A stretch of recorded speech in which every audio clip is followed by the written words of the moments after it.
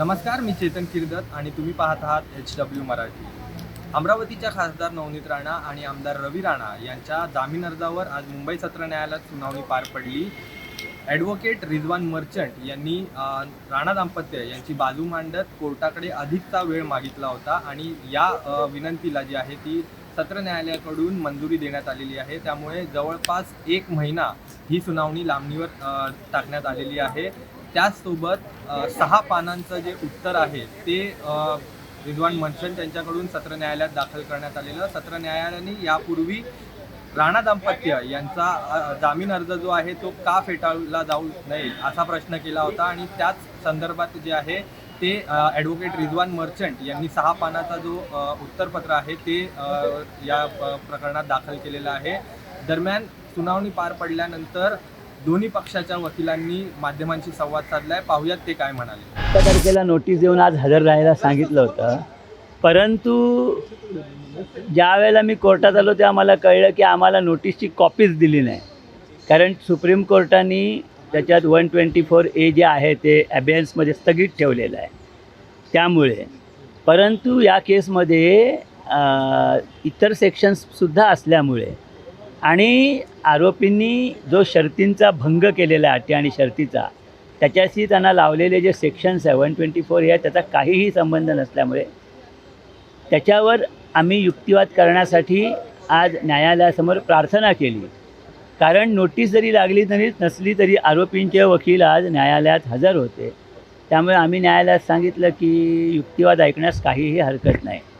परंतु न्यायालयाने त्यांची उपस्थिती नोंद करून घेऊन आता युक्तिवादासाठी पुढची तारीख दिलेली आहे. आज एक ॲप्लिकेशन देखील त्यांनी दाखल केलेलं आहे जे पुन्हासोबत न आणण्याचं, सार्वजनिकरित्या ते न करण्याचं म्हटलेलं आहे. काय नाही, त्यांनी एक काहीतरी कागद आणलेले आहेत आणि मला पण त्यांनी विनंती केली की पोलिसांना सुद्धा ते द्यायचे नाहीत किंवा मीडियाला पण द्यायचे नाहीत. बरं ठीक आहे, आता ते जर कॉन्फिडेन्शियल असले तर मी सुद्धा बघू की नको विचार करतो.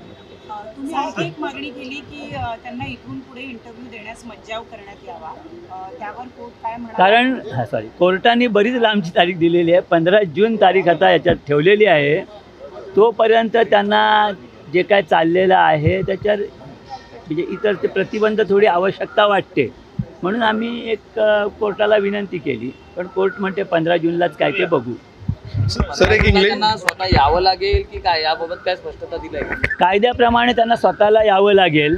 आज पण त्यांना स्वतःला यायला पाहिजे होतं, परंतु कोर्टासमोर आज त्यांनी त्यांची उपस्थिती माफ करण्यासाठी अर्ज केला आणि कोर्टाने आजच्या दिवसापुरती त्यांना उपस्थिती माफ केलेली आहे. त्यांना यावं लागेल. कोर्ट ने जिस एप्लीकेशन के ऊपर कैंसिलेशन ऑफ बेल के एप्लीकेशन के ऊपर जो नोटिस इश्यू की थी, उस ऑर्डर के अंदर जज साहब का डायरेक्शन था कि दोनों नवनीत कौर राणा और उसके हस्बैंड रवि राणा को कोर्ट में मौजूद रहना था.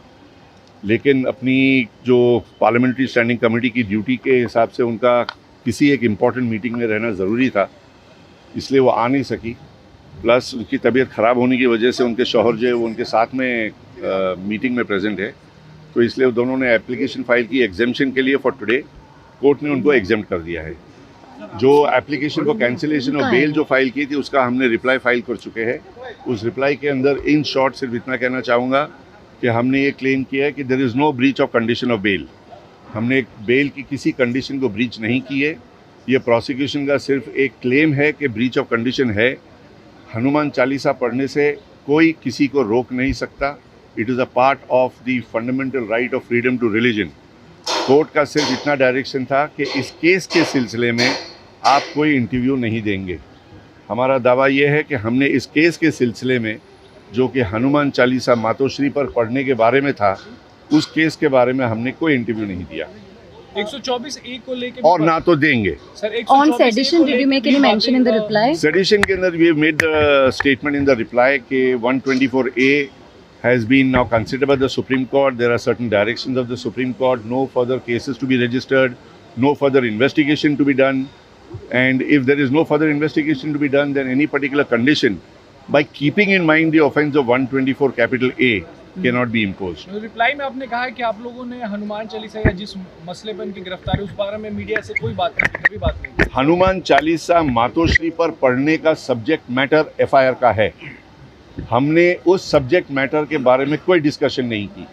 यानी कि हनुमान चालीसा मातोश्री पर पढ़ने के बारे में उसका कोई जिक्र, कोई प्रेस मीडिया, किसी के सामने कोई इंटरव्यू नहीं है। हनुमान चालीसा जनरली पढ़ने के ऊपर कोई कोर्ट, कोई शख्स, कोई अथॉरिटी रोक टोक नहीं लगा सकती। कोर्ट ने जो कंडीशन बेल की इम्पोज की है वो एक रीजनेबल कंडीशन है एक्सरसाइज ऑफ फंडामेंटल राइट के ऊपर कि केस के रिलेशन में आप कोई इंटरव्यू नहीं दोगे। उस कंडीशन को उन्होंने दोनों ने फॉलो किया है। देयर इज़ नो ब्रीच, ना तो किए है ना तो करने का इरादा है। सर साथ ही सरकारी वकील ने और एक मांग की थी कि इसके आगे भी वो इससे रिलेटेड कोई इंटरव्यू ना दे, तो उसके बारे में कोर्ट जो ने क्या बेल कहा? की कंडीशन है वो अभी तक मॉडिफाई नहीं हुई, ना तो विकेट हुई है। तो जो कंडीशन है कि इस केस के सिलसिले में आप कोई इंटरव्यू नहीं दोगे वो कंटिन्यू होगा। तो उसके लिए एक स्पेशल ऑर्डर की जरूरत थोड़ी है, डायरेक्शन की जरूरत थोड़ी है। That condition maintain. All right, so thank you so much. दरम्यान आता या प्रकरणात पुढील तारीख जी आहे ती 15 जूनची देण्यात आलेली आहे, त्यामुळे तब्बल जवळपास 1 महिना ही सुनावणी लांबणीवर गेलेली आहे।